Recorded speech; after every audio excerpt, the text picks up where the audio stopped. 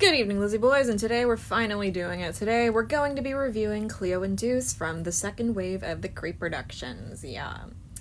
I didn't feel like doing it yesterday, but today I literally have no choice, so we're going to do it. We're going to review them, and it's going to be fun. I just don't want to take them out of the box. So this is going to be one of my weird reviews where I don't take the item out of the box. I don't want to. I really like Cleo and Deuce's box, and while, yes, I did order 2 sets, one is my mom's set, and I don't know, I kind of want my own in the box, and they're kind of out of stock and probably not going to be restocked, so the only thing I can do is leave them in the box eternally, forever and ever. The other 3 I was fine with taking out of the box, like, I still have Abby's original box, Ghoulia, I can live with, and Spectra, I didn't care for to begin with. I kind of just bought her because she's a part of the wave. But you know, like, when it comes to Cleo and Deuce, I want them in the box. I like their package. And you know what? I'm actually bullshitting you guys. We're gonna do it. We're gonna unbox them. Yeah, I don't care anymore. Let's do it. So here's Cleo and Deuce in their box, and it's a pretty nice package overall. Again, it's a really, like, great recreation of the original, which is one of the main reasons I wanted to keep it in the box. And one of the main reasons I still do. So basically I'm going to be very inconsistent in this video, and I don't know what the fate of these dolls is going to end up being. Will I take them out of the box? Will I leave them in it forever? Who knows? I certainly don't. Spectra's fine, by the way. This is how she landed. I actually don't think I told you guys about this, but with Wave 1 of the Creeproductions, since Mattel sent them to me, I have a duplicate of everyone in the box. Okay, not Frankie. I have a duplicate of Claudine and Draculaura because I didn't unbox the ones that Mattel gave me. I just kept them because I had already ordered them from Walmart and unboxed them myself. So it's like, I like keeping the Creeproductions in the box sometimes. I kind of want to keep this one in the box, but again, not sure. So for now, we'll just take a look at the box. The quote up here is Cleo's. It reads, "Is there another beast couple at Monster High? We think not." I don't know. Like, there's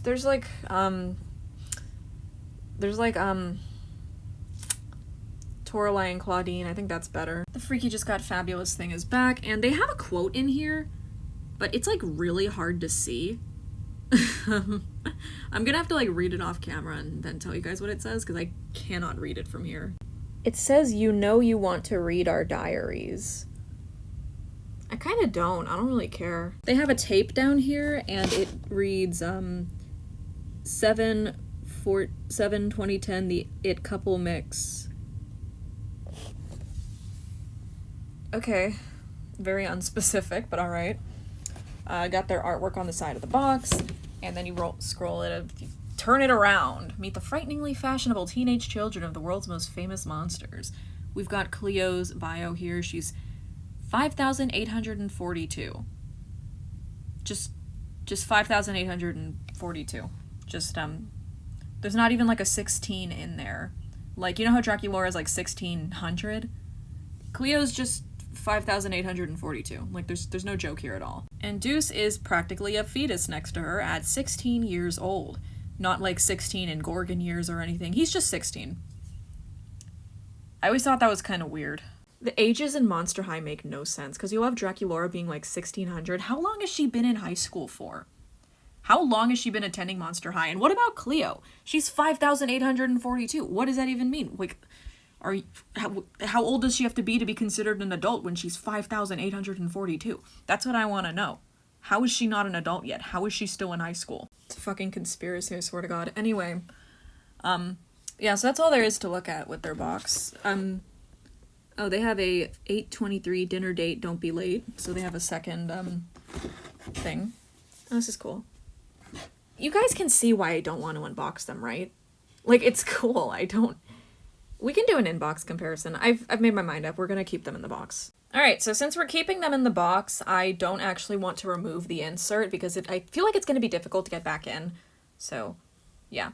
We'll start with Cleo, I suppose. So, one of the biggest changes with Cleo is the change to her skin tone. And this was actually explained to me by Doll Junk on Instagram. Basically, Mattel used a specific skin tone for Cleo that I believe was called, like, sunset something, and Cleo still uses that skin tone, but in recent years the plastic for it was darkened, so Cleo just has like a slightly darker skin tone now. That's probably the most major change with her, because all in all she's pretty unchanged. The eyes still have that signature like little bit of wonkiness to them, in my opinion. Like she still looks like a little bit spaced out, but not too bad. I think her lips look a bit more red on the new doll than they do on the original. The originals are like a bit of a darker color. They're still kind of red, but I feel like they're a bit more red here. The accessories remain pretty unchanged. I don't see a change with her purse either. Here's what the original looks like. It's basically the same. I don't really see any changes there. His set seems to be the exact same sculpt. I'd just wager that the paint is a bit shinier on the new doll than it on the new, like, his set than it is on the original. The shoes are pretty identical. I'm really happy to see that they recreated them accurately, because the last time Cleo had a reproduction was in 2015, and in 2015 they just left them gold. They didn't dry brush this lighter color onto them at all, but for the Creeproduction they did, and it looks just like the original. Creeproduction Cleo's outfit is pretty accurate. I'd say one of the only major changes I see is like to the color of the glitter that they used. It kind of has like a gold sheen to it here, and I don't really see that as prevalently here. I don't know, that's like a super minor thing to point out, but yeah. And we're on to Deuce. I'm gonna have to take his signature shades off for this. So yeah, the face is pretty exact. I'm not gonna lie to you, I see like no major change here. The only thing is that the new Deuce seems to have a slightly darker lip color than the original 2010 doll. Yeah, that's really impressive actually. The screening is practically 1-to-1. Nothing really seems changed in terms of his outfit. They got the decal right, his belt seems to be painted the exact same way. His chain actually looks shinier than the original, which is the opposite problem that Spectra's Creeproduction had. If you guys watched my Spectra review in comparison, the Creeproduction Spectra had a chain that looked more like this, like my original Deuce's, and the Creeproduction Deuce has a shinier chain like the original Spectra did. So that's kind of funny. It goes to show that they could have given these characters 100% accurate accessories but changed very minor things for some reason. Both dolls have a black bracelet and it seems to be pretty exact. The major change with Deuce here is that he now has wrist articulation. The original release of Deuce did not have any wrist joints. You can see here, there was just nothing. That's how the original Monster High Boy, like, wrists looked. They just didn't have a joint. So, Creeproduction Deuce has a wrist joint. Overall, they look pretty, samey. I should put these back on him properly. I'd say one big change I see in his outfit is the scales on his pants. He has a lot more on the Creeproduction pants than he does on the original. There's like, well, if you tilt it actually, there's more.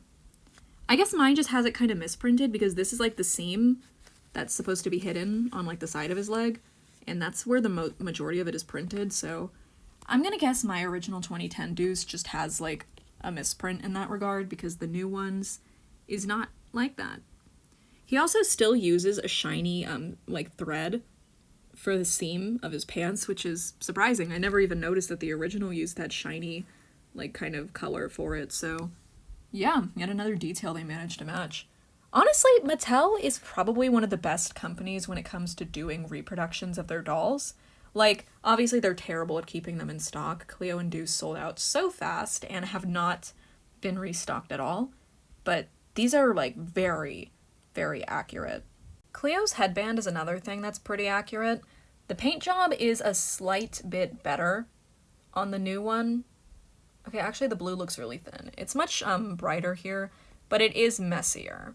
Like, this is by no means perfect. So that's yet another thing they managed to recreate from the original doll, inconsistent paint on the headband. But yeah, all in all, these Creeproductions are very, very well done.